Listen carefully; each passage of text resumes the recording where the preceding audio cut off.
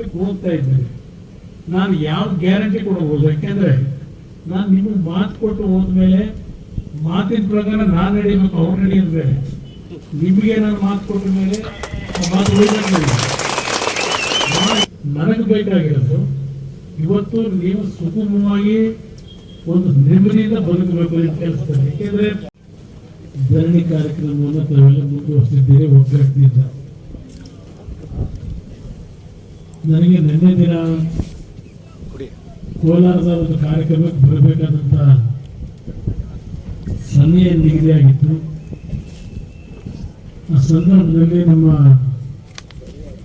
MP ಅವರಾಗಿರ್ತಕ್ಕಂಥ Mallesh Babu ಅವರು, ನಮ್ಮ ಮುಳಬಾಗಿಲಿನ ಶಾಸಕರು ಮಂಜಣ್ಣ ಅವರು, ವೆಂಕಟಶಿವರೆಡ್ಡಿ ಅವರು, ಸಂಪಂಗಿ ಮತ್ತು ಇನ್ನು ಹಲವಾರು ನಮ್ಮ ಸ್ನೇಹಿತರು ಶ್ರೀನಾಥ್ ಇದ್ದಾರೆ. ನೀವು ಕೋಲಾರಕ್ಕೆ ಬಂದರೆ ಒಂದು 10 ನಿಮಿಷ ನಮ್ಮ BML ಕಾರ್ಮಿಕ ಬಂಧುಗಳು ಕಳೆದ 12 ದಿನಗಳಿಂದ ಏನು ಧರಣಿ ಮಾಡ್ತಾ ಇದ್ದಾರೆ,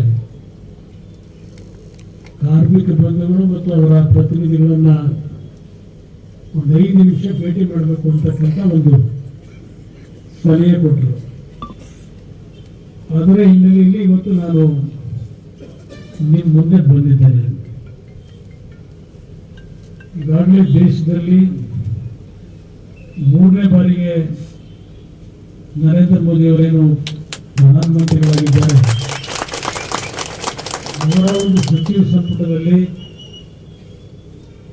ಭಾರಿ ಕೈಗಾರಿಕೆ ಮತ್ತು ಉಕ್ಕು ಇಲಾಖೆಯನ್ನು ನಿರ್ವಹಣೆ ಮಾಡತಕ್ಕಂಥ ಒಂದು ಅವಕಾಶ ನನ್ನ ಪಾಲಿಗೂ ಬಂದಿದೆ. ಈಗಾಗಲೇ ಕಳೆದ 4 ತಿಂಗಳಲ್ಲಿ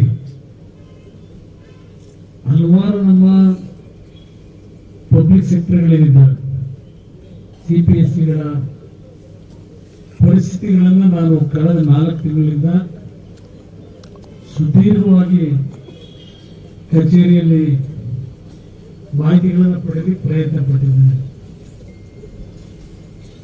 ಮುಂದೆ ನಿಮ್ಮೆಲ್ಲರೂ ಉದಾಹರಣೆ ಕೊಡ್ತಕ್ಕಂಥದ್ದು ಬೃಹತ್ ಇಲ್ಲ ನೇರ ನಮ್ಮ ಕೈಗಾರಿಕೆ ವಲಯದಲ್ಲಿ 40 CPSCಗಳೇನಿತ್ತು, ಈಗಾಗಲೇ 30 CPSCಗಳು ಕ್ಲೋಸ್ ಆಗಿದೆ. ಇದ್ದಿದ್ರಲ್ಲಿ ಲಾಭಾಂಶದಲ್ಲಿ ನಡೀತಾ ಇರೋದು BHEL ನಡೀತಾ ಇದೆ. ಅದು ಹೊರತುಪಡಿಸಿ ಯಾವುದು ಇವತ್ತು ಈ ರಾಜ್ಯದಲ್ಲಿ ಒಂದು ಕಾಲದಲ್ಲಿ ನಮ್ಮ ಪಬ್ಲಿಕ್ ಸೆಕ್ಟರ್ಗಳು ಲಕ್ಷಾಂತರ ಕುಟುಂಬಗಳ ಜೀವನಕ್ಕೆ ಆಧಾರ ಆದಂಥದ್ದು. ಪಬ್ಲಿಕ್ ಸೆಕ್ಟರ್ನಲ್ಲಿ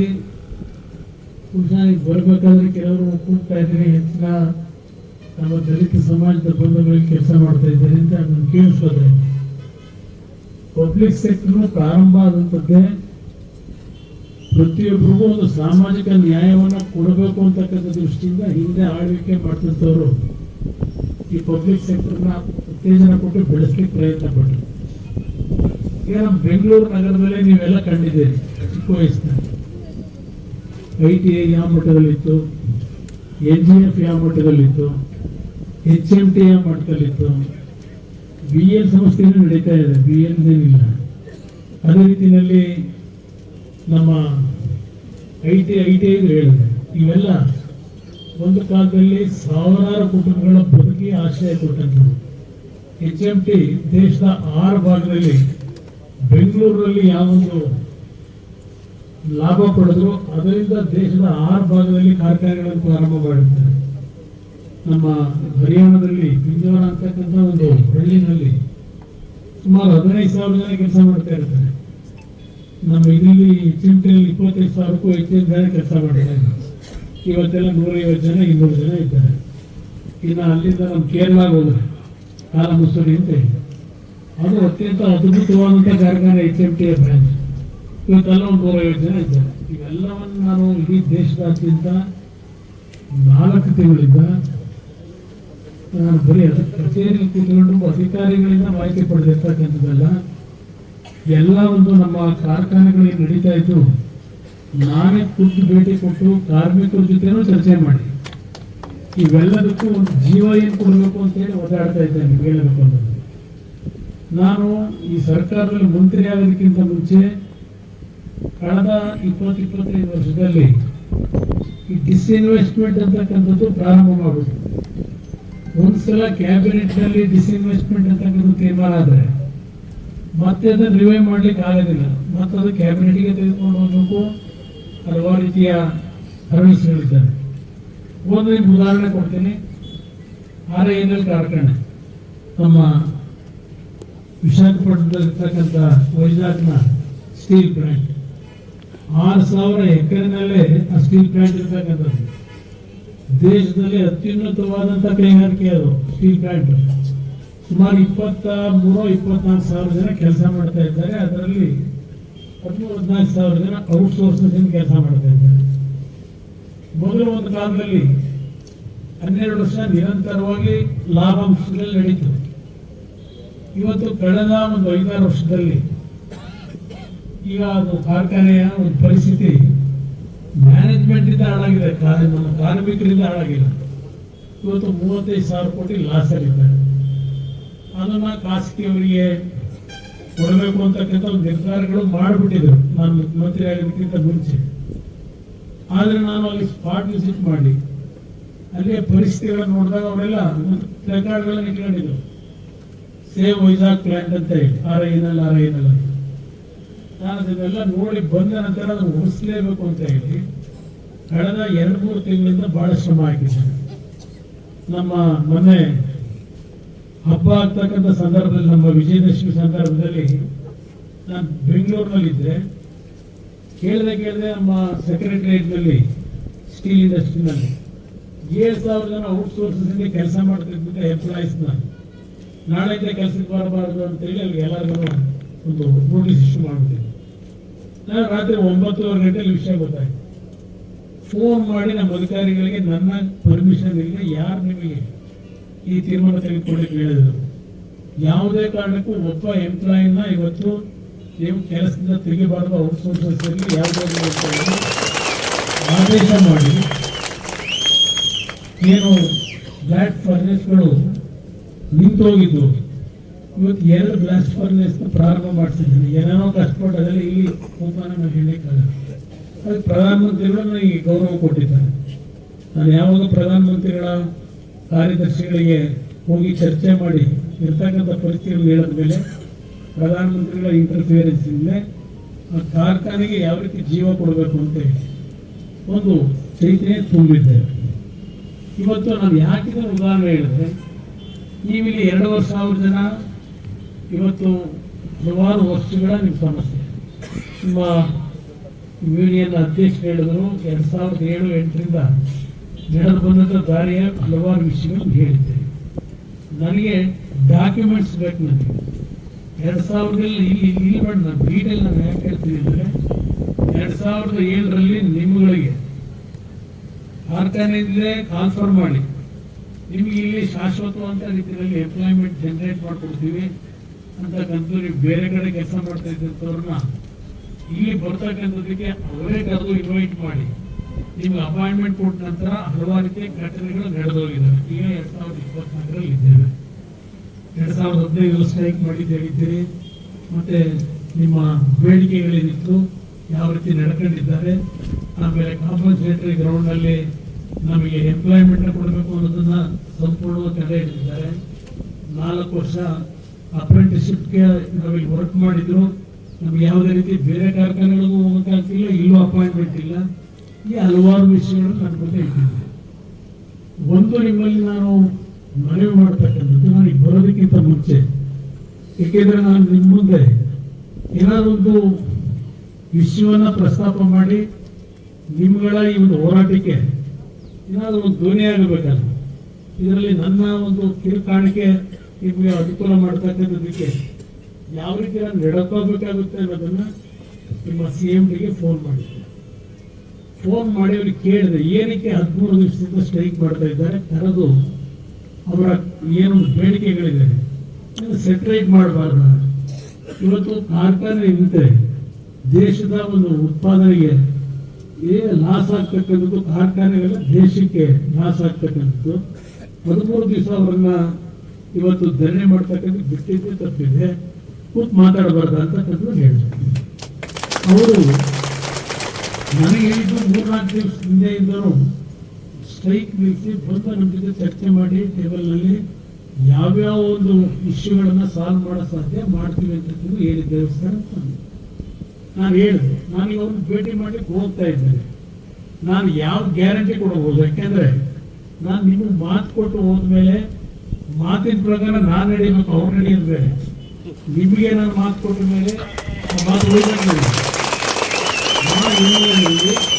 ನನಗೆ ಬರೋದಕ್ಕಿಂತ ಮುಂಚೆ ಅವ್ರನ್ನ ನಾನೇ ಫೋನ್ ಮಾಡಿದ್ದೆ.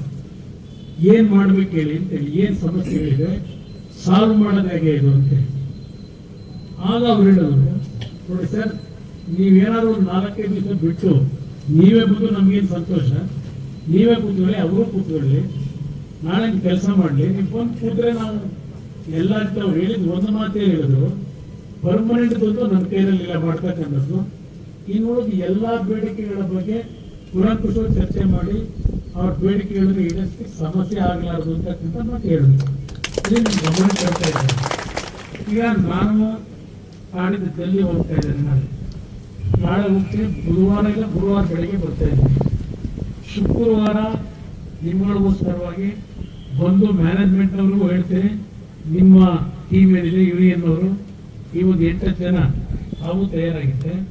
ನನಗೆ ಫುಲ್ ಮಾಹಿತಿ 2008ರಿಂದ ಏನೇನು ನಡೆದಿದೆ ಅದು ಸಂಪೂರ್ಣ ಮಾಹಿತಿ ಬೇಕು ನನಗೆ. ಅಲ್ಲಿ ಮಾತಾಡಬೇಕಾದ್ರೆ ಅವ್ರ ಹತ್ರ ಯಾವ ತರ ಸರ್ಕಾರದಲ್ಲಿ ವಿವಿಧ ಹಂತಗಳಲ್ಲಿ ಅದಿಲ್ಲದೆ ವಿವಿಧ ಹಂತದಲ್ಲಿ ನಿಮಗೆ ಏನು ನಿಮ್ಮ ಒಂದು ದುಡಿಮೆಗೆ, ಯಾಕೆಂದ್ರೆ ಇಲ್ಲಿ 7 ವರ್ಷದಿಂದ 16 ವರ್ಷ, 16 ವರ್ಷದಿಂದ ಮತ್ತೆ 24 ವರ್ಷ, ಹೀಗೆ ಒಂದು 4-5 ಅವಧಿಗಳಲ್ಲಿ ಕೆಲಸ ಮಾಡೋದು ನೋಡಿದೆ ನನ್ನ ಮಾಹಿತಿ. ಈಗ ಸ್ಕಿಲ್ ಲೇಬರ್, ಅನ್ಸ್ಕಿಲ್ ಲೇಬರ್, ಹೈಸ್ಕಿಲ್ ಲೇಬರ್ ಇದೆಲ್ಲ ನೋಡಿದ್ರೆ ಸ್ಯಾಲ್ರಿ ಎಷ್ಟು ಬರ್ತಾ ಇದೆ ಅದು ಎಲ್ಲ ಗಮನಿಸಿದೆ. ಅದ್ರ ಜೊತೆಗೆ ನೀವು ಹೇಳಿದ್ರಲ್ಲ, ಈಗ ಬಸ್ ಪಾಸ್ ಇದು 10 ರೂಪಾಯಿ 20 ರೂಪಾಯಿ ತಗೋತಾರೆ, ಮತ್ತೆ ನಾವೇನು ಸಾಲ ತಗೊಂಡು ಅದನ್ನು ವಜಾ ಹಾಕ್ತಾರೆ, ಮತ್ತೆ ನೀವು ಕೊಟ್ಟಿದ್ದು ಮುಗಿದೋಗಿದೆ ಅಂತಾರೆ, ಊಟ ತಿಂಡಿ ವಿಷಯದಲ್ಲೂ ಇವೆಲ್ಲ ಕೆಲವು ಸಮಸ್ಯೆಗಳಿದೆ ಅಂತಕ್ಕಂಥದ್ದು ಮುಂದೆ ಹೇಳಿದೆ. ಈಗ ಇದೆಲ್ಲ ನೋಡಿದೆ ನಾನು.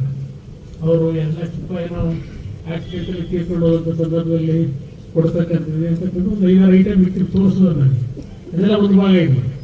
ನನಗೆ ಬೇಕಾಗಿರೋದು ಇವತ್ತು ನೀವು ಸುಗಮವಾಗಿ ಒಂದು ನೆಮ್ಮದಿಯಿಂದ ಬದುಕಬೇಕು ಈ ಕೆಲಸದಲ್ಲಿ. ಯಾಕೆಂದ್ರೆ ಪರ್ಮನೆಂಟ್ ಆಗಿ ಕೆಲಸ ಮಾಡ್ತಕ್ಕಂಥದ್ದು ನೀವೇನೋ ಹೇಳಿದ್ರೆ ನಮ್ಮ ಇವರು ಪ್ರತಿ ಅಧ್ಯಕ್ಷರು ಅವ್ರು 130 ಗಂಟೆ ಮಾಡಿದ್ರೆ ನಾವು 150 ಗಂಟೆ ಮಾಡ್ತೀವಿ ಅಂತ ಹೇಳಿ ಈ ಪರ್ಫಾರ್ಮೆನ್ಸ್ ಏನಿದೆ ಅಂತಕ್ಕಂಥ ಹೇಳಿದ್ರು. ಅವರಿಗಿಂತ ನಾವು ಜೊತೆ ಮುಂದೋಗಿ ಇವತ್ತು ಉತ್ಪಾದನೆಯಲ್ಲಿ ಮೇಲಿದ್ದೇವೆ ಅಂತ. ಇದೆಲ್ಲದರ ಬಗ್ಗೆ ನನಗೆ ಡೀಟೇಲ್ ನೋಟ್ ರೆಡಿ ಮಾಡಿ ಇದನ್ನ ಇಲ್ಲಿ ಒಂದು ಕಡೆ ಈ ಮ್ಯಾನೇಜ್ಮೆಂಟ್ ಅಲ್ಲಿ ಚರ್ಚೆ ಮಾಡಿ ಸರಿಪಡಿಸೋದು ಒಂದು ಭಾಗ, ಯಾವ್ಯಾವ ಸರಿಪಡಿಸ್ಬೇಕು ಅಂತ ಹೇಳಿ. ಅದ್ರ ಜೊತೆಗೆ ಡಿಫೆನ್ಸ್ ಮಿನಿಸ್ಟರ್ ಚೆನ್ನಾಗಿದ್ದಾರೆ, ನನ್ನ ಜೊತೆಯಲ್ಲಿ ತೊಂದರೆ ಗೌರವ ಕೊಡ್ತಾರೆ. ಅವ್ರ ಜೊತೆನೂ ನ್ಯಾಯಯುತವಾಗಿರ್ತಕ್ಕಂಥ ಬೇಡಿಕೆಗಳನ್ನು, ಯಾಕೆಂದ್ರೆ ಇಲ್ಲಿ ಏನೋ ಒಂದು ಮಾತು ಹೇಳಿದ್ರೆ ಯಾರೋ ಕಾಂಟ್ರಾಕ್ಟ್ರು ಇವತ್ತು ನಿಮಗೆ ಅಪಾಯಿಂಟ್ ಮಾಡ್ಕೊಂಡಿರೋದು ನಮಗೂ ಅದಕ್ಕೂ ಸಂಬಂಧ ಇಲ್ಲ ಅಂತ ಈಗೇನೋ ಹೇಳ್ತಾರೆ ಅಂತ ಹೇಳಿ. ಅದಕ್ಕೆ ನಾನು ಹೇಳಿದ್ದು 2008ರಿಂದ ನಿಮ್ಮನ್ನ ಇಲ್ಲಿ ಕೆಲಸಕ್ಕೆ ತಗೊಂಡಾಗ ಏನು ನಿಮ್ಗೆ ಲೆಟರ್ಗಳು ಕೊಟ್ಟಿದ್ದಾರೆ, ನಿಮ್ಮದು ಡಾಕ್ಯುಮೆಂಟ್ ಇಟ್ಕೊಂಡಿದ್ದೀರಿ, ಆ ಡಾಕ್ಯುಮೆಂಟ್ಗಳು ಬೇಕು ನನಗೆ. ಆಗ ನಾನು ನಿಮ್ಮ ಪರವಾಗಿ ಮಾತಾಡೋದಕ್ಕೆ ಅನುಕೂಲ ಆಯಿತು. ಇಲ್ಲಿ ಬೇರೆ ರಾಜಕೀಯ ಪ್ರಶ್ನೆ ಇಲ್ಲ, ನಿಮ್ಗೆ ಅನುಕೂಲ ಆಗ್ಬೇಕಷ್ಟೇ ನನಗೆ. ಆ ಹಿನ್ನೆಲೆಯಲ್ಲಿ ಇವತ್ತು ಬಂದಿದ್ದೇನೆ. ನೀವೆಲ್ಲ ನಾನು ಮೆಟೀರಿಯಲ್ ರೆಡಿ ಮಾಡ್ತೀನಿ ನಿಮಗೋಸ್ಕರವಾಗಿ. ಗುರುವಾರ ನಾನು ಬರೋದಷ್ಟೇ ಅಲ್ಲ, ನನಗೆ ನಾಳೆ ಮಲ್ಲೇಶ್ ಬಾಬು ಜೊತೆ ಅವ್ರ ಮಧ್ಯಾಹ್ನ ಬರ್ತೀನಿ ಡೆಲ್ಲಿಗೆ. ನಾಳೆ ಅವರು ಏನು ಬರ್ತಾ ಇದ್ದಾರೆ, ನನಗೆ ಡೀಟೇಲ್ ಬೇಕು. ಈ ಮಾಹಿತಿಗಳನ್ನು ಕರೆಕ್ಟಾಗಿ ನೀವು ರೆಡಿ ಮಾಡಿಕೊಟ್ರೆ ನಾನು ಡೆಲ್ಲಿಯಿಂದ ಬರೋದಕ್ಕಿಂತ ಮುಂಚೆ ಡಿಫೆನ್ಸ್ ಮಿನಿಸ್ಟರ್ನ, ಡಿಫೆನ್ಸ್ ಸೆಕ್ರೆಟರಿ ಮತ್ತು ಬೆಮ್ಮೆಲ್ನ ಸೆಕ್ರೆಟರಿ ಇದ್ದಾರೆ ಅಲ್ಲಿ ಡೆಲ್ಲಿನಲ್ಲಿ, ಅವರಿಬ್ಬರು ಚರ್ಚೆ ಮಾಡಿ ಇರ್ತಕ್ಕಂಥ ಸಮಸ್ಯೆಗಳನ್ನ ಎಕ್ಸ್ಪ್ಲೈನ್ ಮಾಡಿ. ಏಕೆಂದ್ರೆ ಔಟ್ ಸೋರ್ಸಸ್ ದೇಶದಲ್ಲಿ ಲಕ್ಷಾಂತರ ಜನ ಕೆಲಸ ಮಾಡ್ತಾ ಇದ್ದಾರೆ ಹಲವಾರು ಕಾರ್ಖಾನೆಗಳಲ್ಲಿ. ಅದು ನಿಮಗಿರ್ತಕ್ಕಂಥ ಒಂದು ಇಲ್ಲಿಯ ನಿಮ್ಮನ್ನ ಅಪಾಯಿಂಟ್ ಮಾಡ್ಕೊಂಡಿರ್ತಕ್ಕಂಥದ್ದು ಬೇರೆ ಮಾಡ್ಕೊಂಡಿರೋದಕ್ಕೂ ವ್ಯತ್ಯಾಸ ಇದೆ. ನೀವು ಹೇಳೋ ಪ್ರಕಾರ ಎಷ್ಟರ ಮಟ್ಟಿಗೆ ನಿಮ್ಮನ್ನ ಇವತ್ತು ಈ ಉದ್ಯೋಗದಲ್ಲಿ ನಿಮಗೆ ಸೆಕ್ಯೂರಿಟಿ ತಂದುಕೊಳ್ಳಿಕ್ಕೆ ಸಾಧ್ಯ. ಜೊತೆಗೆ ನಿಮ್ಮ ಮಕ್ಕಳಿಗೆ ನೀವು ಹೇಳಿದ್ರೆ ಇಂಟ್ರೂ ಆದಾಗ ನಾವು 20 ವರ್ಷ 15 ವರ್ಷ ಕೆಲಸ ಮಾಡಿರ್ತೀವಿ, ನಮಗೆ ಆ ಇಂಟ್ರೂ ಆದಂಥ ಸಂದರ್ಭದಲ್ಲಿ ಈ ಕೆಲಸ ಮಾಡೋರಿಗೆ ಪ್ರಿಫರೆನ್ಸ್ ಮಾಡಿ ಒಂದು 5% 10% ಕೆಲಸ ಮಾಡೋಂಥವ್ರಿಗೆ ರಿಸರ್ವೇಶನ್ ಇಟ್ಟರೆ ಅದ್ರಲ್ಲಿ ನೀವು ಸ್ವಲ್ಪ ಮತ್ತೆ ನಿಮ್ಗೆ ಪರ್ಮನೆಂಟ್ ಜಾಬೇ ಸಿಗುತ್ತೆ. ಅದು ಮಾಡ್ತಾ ಇಲ್ಲ ಅಂತಕ್ಕಂಥದ್ದು ಒಂದು ಹೇಳಿದ್ವಿ. ಇದೆಲ್ಲವನ್ನು ಈಡೇರಿಸೋದೇ ದೊಡ್ಡ ವಿಷಯ ಅಲ್ಲ. ಇದನ್ನ ಗೈಡ್ಲೈನ್ಸ್ ತರ್ತಕ್ಕಂಥದ್ದು ಇಂಪ್ಲಿಮೆಂಟ್ ಮಾಡಿಸ್ತಕ್ಕಂಥದ್ದಕ್ಕೆ ಪ್ರಾಮಾಣಿಕವಾಗಿ ನಿಮಗೆ ನಾನು ಸಹಕಾರ ಕೊಡ್ತೇನೆ.